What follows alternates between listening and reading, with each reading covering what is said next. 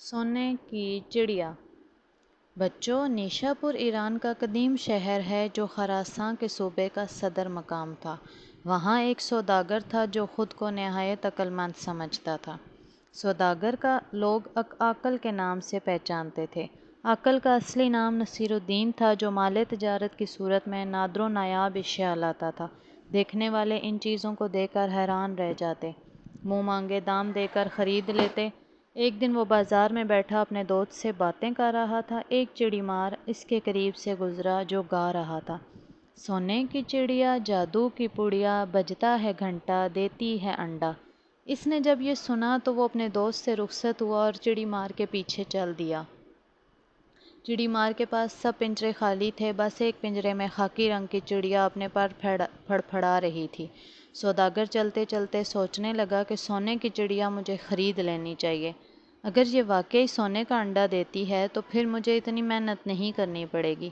اسے خیال آیا، بچپن میں اس کی دادی اس کی اماں کے میکے جانے پر کہا کرتی تھی: تم کیا سونے کی چڑیا ہو جو میکے چلی گئیں تو میرا بیٹا غریب ہو جائے گا؟ تو گویا سونے کی چڑیا ہوتی ہے، بس اس کی یہ خواہش تھی کاش اس کے پاس وہ چڑیا ہو۔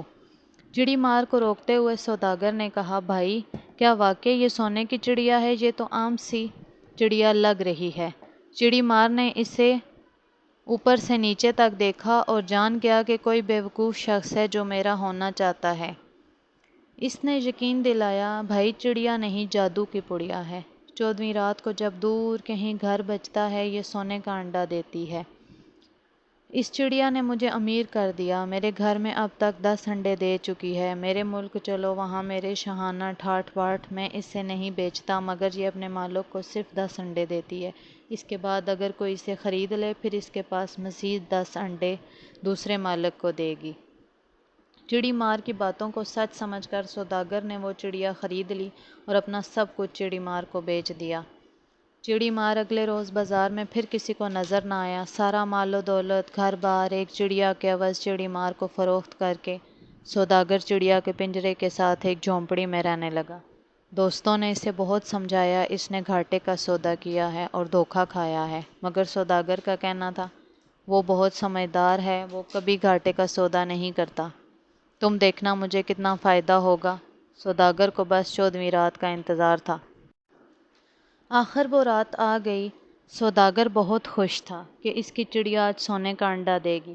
پوری رات جاگتا رہا۔ چڑیا پنجرے میں کبھی سوتی اور کبھی پھڑپھڑاتی رہتی۔ آخر صبح ہونے لگی، گھبر بجا اور سوداگر سو گیا۔ جب اس کی آنکھ کھلی اور وہ پنجرے کے پاس گیا تو پنجرے میں انڈا نہیں تھا۔ وہ سر پکڑ کر بیٹھ گیا، بہت پچھتایا اور اس نے سبق سیکھا: غیر ضروری خود اعتمادی، غرور و تکبر کبھی انسان کو پچھتانے پر مجبور کر دیتا ہے۔